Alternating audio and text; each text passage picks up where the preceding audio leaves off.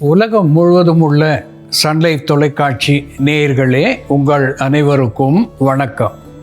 இது நாட்டு மருத்துவம், நலம் தரும் மருத்துவம், எல்லோருக்கும் ஏற்ற பக்க விளைவுகளில்லாத பாதுகாப்பான பணச்செலவுகள் இல்லாத மருத்துவம். எளிய மருந்துகளை இந்த நிகழ்ச்சியிலே நாம் ஒவ்வொன்றாக பார்த்து பழகி பயன்பெற்று வருகின்றோம். இன்று சில மருத்துவ குறிப்புகளை நாம் தெரிந்து கொள்வோம்.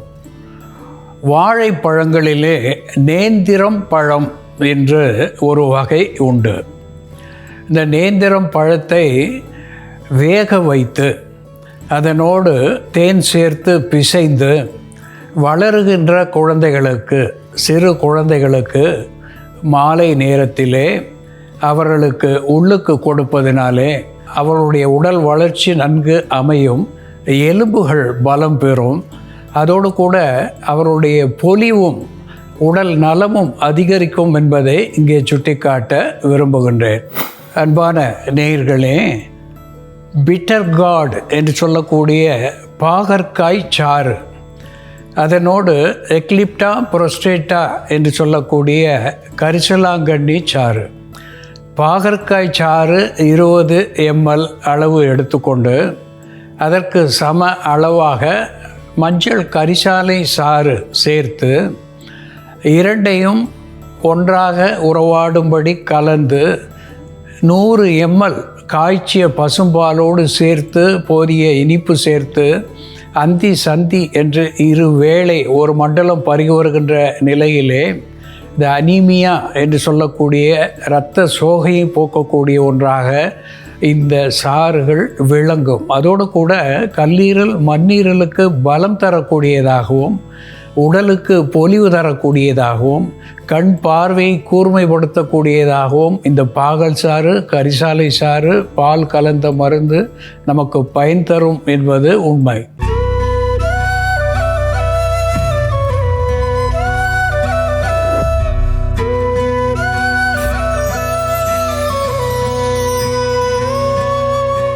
அன்பான நேயர்களே, நீர்ப்பாங்கான இடத்திலே, ஓடை போன்ற இடங்களிலே நமக்கு கிடைக்கக்கூடிய ஒரு மூலிகை ஹைக்ரோபிலா ஆரிகுலேட்டா என்று தாவர பெயராலே சுட்டப்பெறுவது, கோகிலாக்ஷா என்று வடமொழி பெயரை பெற்றிருப்பது, நீர்முள்ளி என்று இதற்கு தமிழ் பெயர். தும்பை பூவை போல நீல நிற பூக்களை பெற்று பெரிய விதைகளோடு முட்களை அதிகமாக பெற்றிருக்கிறது. இந்த நீர் முள்ளி பற்றி சொல்லுகின்ற பொழுது அகத்தியர் ஒரு பாடலிலே விந்துவும் ஆகும் தாதுவும் ஆகும் என்று சொல்லியிருக்கிறார். மேக ரோகங்கள் அத்தனையும் தொலையும், வந்து ஏறிய நீர் ஏற்றம் இறங்கும், உந்து அதிசாரம் போகும் என்று சொல்லியிருக்கிறார். அதிசாரம் என்று சொல்லுகின்ற பொழுது நீர்த்த பேதி, நின பேதி என்று சொல்லுவார்கள். பேதியை போக்கக்கூடிய ஒன்றாக இது விளங்குகிறது. மேக ரோகங்கள், ஒழுக்கு என்று சொல்லுவார்கள், வெள்ளை ஒழுக்கு, குனேரியா என்று சொல்லக்கூடிய ஒழுக்கு, லுக்கேரியா என்று சொல்லக்கூடிய வெள்ளை ஒழுக்கு, நீர் ஒழுக்கு, இவற்றையெல்லாம் போக்கக்கூடிய ஒன்றாக விளங்குகிறது.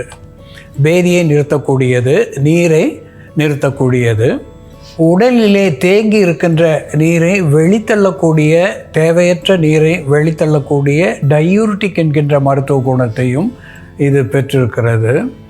விந்து என்று சொல்லுகின்ற பொழுது த ஸ்போம் கவுண்ட் என்று சொல்லக்கூடிய வகையிலே உயிர் அணுக்களின் எண்ணிக்கையை அதிகப்படுத்தக்கூடியதாகவும் நீர்த்த விந்து கெட்டிப்பட செய்யக்கூடிய ஒன்றாகவும் இது விளங்குகிறது.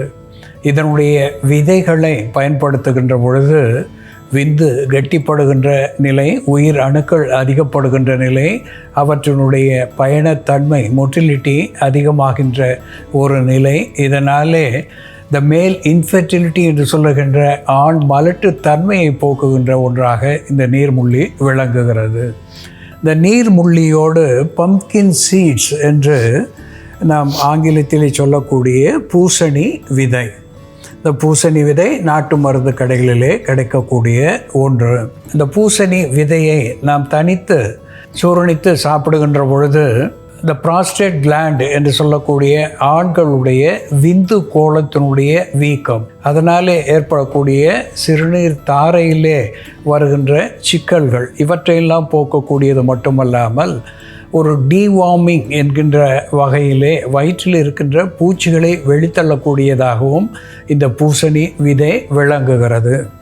நாம் இங்கு பூசணி விதை, நீர்முள்ளி விதை, அதனோடு வெண்பூசணி விதை இங்கே வைத்திருக்கின்றோம். இவற்றை கொண்டு உள்ளுக்கு ஒரு மருந்து, வீக்கத்தை போக்கக்கூடிய ஒன்று, பூச்சிகளை வெளித்தள்ளக்கூடிய ஒன்று, உடலுக்கு குளிர்ச்சி தரக்கூடிய ஒரு மருந்தை எப்படி செய்வது என்று செயல்முறையிலே பார்ப்போம், வாருங்கள்.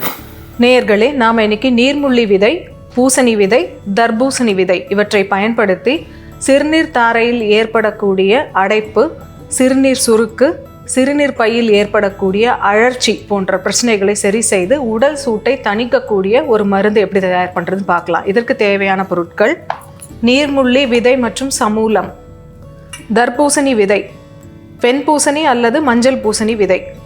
ஒரு பாத்திரத்தில் கொஞ்சம் நீர் விட்டுக்கலாம்.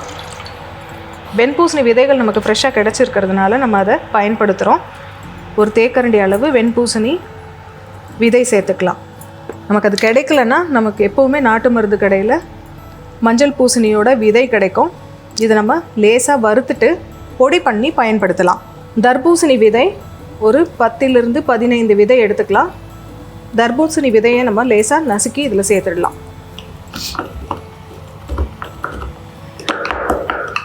தர்பூசணி விதை மற்றும் பூசணி விதை இவை இரண்டுக்குமே நீரை பெருக்கக்கூடிய டயயூரிட்டிக்காக செயல்படுறதுனாலையும் வீக்கத்தை கரைக்கக்கூடிய தன்மை இருக்கிறதுனாலையும் நம்ம இது சேர்க்குறோம்.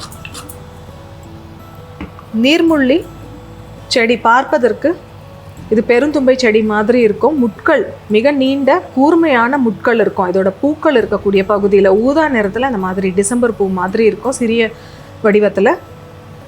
இதை வச்சு தான் நம்ம அடையாளம் கண்டு கொள்ள முடியும். அதிக நீர்ப்பாங்கான இடங்களில் இது தானாக வளரக்கூடிய செடி. இதோட இலைகளை மட்டும் நம்ம எடுத்துக்கலாம். இந்த செடியை நம்ம எடுக்கும்பொழுது ரொம்ப கவனமாக எடுக்கணும்.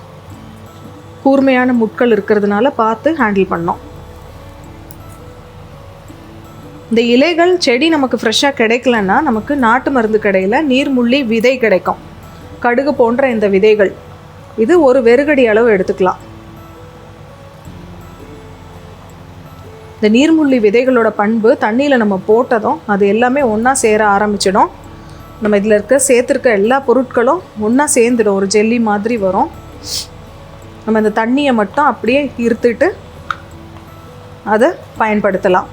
இது போன்று நம்ம கொதிக்க வச்சு குடிச்சிட்டு வரும்பொழுது கை காலில் ஏற்படக்கூடிய வீக்கம் கம்மியாகும். சிறுநீர் சுருக்கு இருந்ததுன்னா இந்த மருந்து குடிக்கும் பொழுது சிறுநீர் தாராளமாக கழியும்.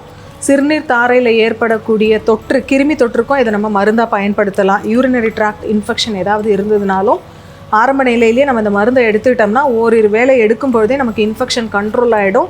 மேலும் அது பரவாமல் தடுக்கக்கூடிய மருந்தாகவும் இது செயல்படும். இப்போ இந்த நீர்முள்ளி எல்லாமே அந்த இலைகளோடு சேர்ந்து ஒன்றா இப்படி சேர்ந்துருச்சு. இந்த மருந்து இப்போ தயாராகிடுச்சு. உடலில் பித்தம் அதிகமாக இருக்கிறவங்க, சிறுநீர் மஞ்சளாக கழியுது அப்படின்னாலும் இந்த மருந்தை நம்ம எடுத்துக்கும் பொழுது சிறுநீரோட நிறம் மாறும். அதிகப்படியான அடர்த்தியான மஞ்சள் நிறமும் மாறும். உடல் சூட்டை தணித்து பித்தத்தை குறைக்கக்கூடிய மருந்தாகவும் இதை நம்ம பயன்படுத்தலாம். வாரம் ஒரு முறை நம்ம வெயில் காலத்தில் இந்த மருந்து குடிச்சிட்டு வந்தோம்னா கற்கள் தோன்றாமல் தடுக்கக்கூடிய மருந்தாகவும் உடல் உஷ்ணம் அதிகமாகாமல் பார்த்து கொள்ளக்கூடிய மருந்தாகவும் இது செயல்படும்.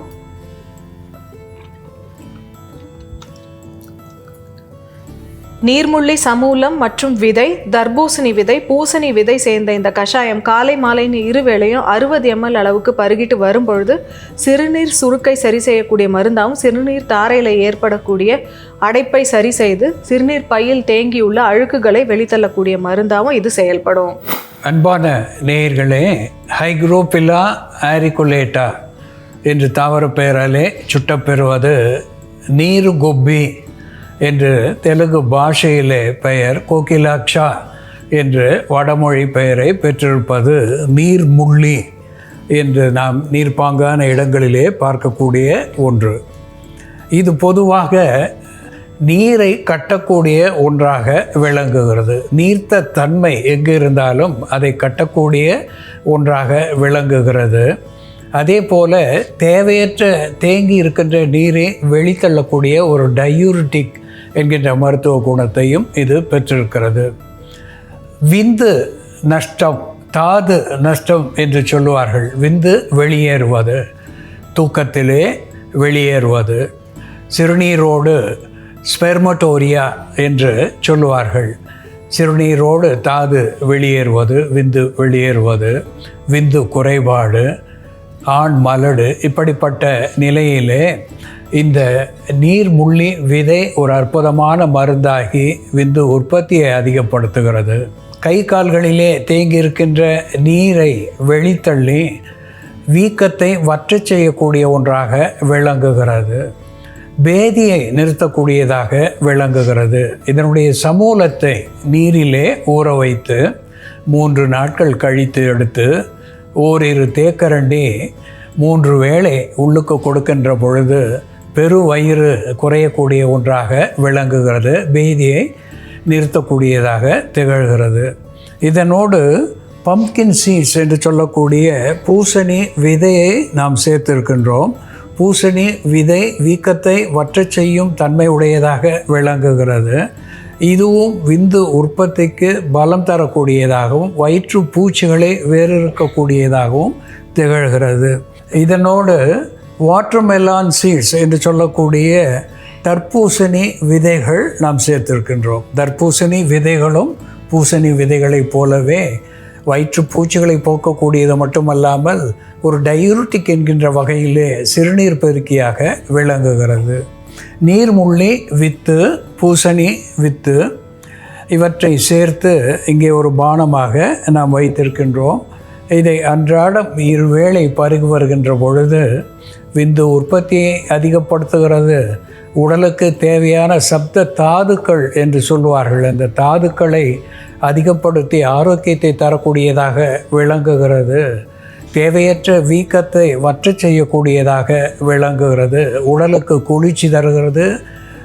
நல்ல ஒரு மனதுக்கு இதமான சூழ்நிலையை இது உண்டாக்குகிறது என்பதை நாம் மறத்தல் ஆகாது.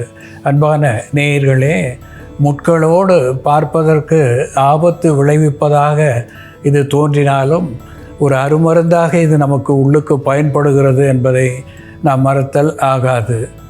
அன்பான நேயர்களே, நீர்முள்ளி எப்படி மருந்தாகிறது என்று நாம் பார்த்து தெரிந்து கொண்டோம். இதுபோல வேறு ஒரு மருத்துவ குறிப்போடு நாம் மீண்டும் சந்திப்போம். நன்றி, வணக்கம்.